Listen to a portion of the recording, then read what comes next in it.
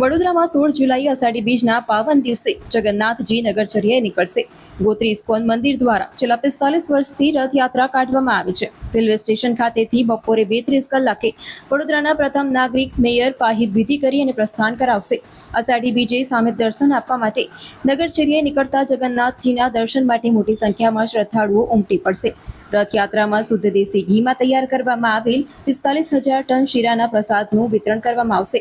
રથયાત્રા સ્ટેશનથી કાલાઘોડા, કોઠી 4 રસ્તા, Raopura, જ્યુબિલીબાગ, Padmavati shopping centre, Sursagar, dandiya બજાર, ખંડેરાવ માર્કેટ, મદનઝા પરોળ, કેવડાબાગ થઈ અને પોલો મેદાન ખાતે સંપન્ન થશે.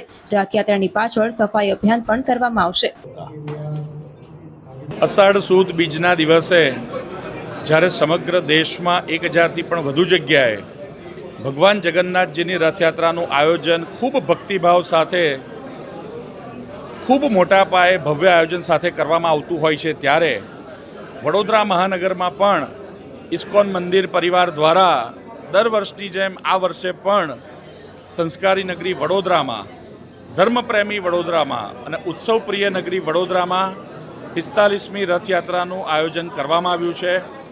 આ પ્રસંગે જ્યારે ભગવાન જગન્નાથ પોતાના ભાઈ બહેનો સાથે નગરચર્યાએ સામેથી ભક્તોને દર્શન આપવા માટે નીકળવાના છે, ત્યારે વડોદરાના નગરજનોને મારી નમ્ર અપીલ છે કે આપ ભગવાન જગન્નાથજીના દર્શનનો ખૂબ સારી રીતે લાભ લો, પ્રસાદનો પણ લાભ લો અને સાથે સાથે સંસ્કારી નગરી વડોદરાને આ ઉત્સવપ્રિય નગરી અને અનુશાસનની નગરી પણ બનાવો.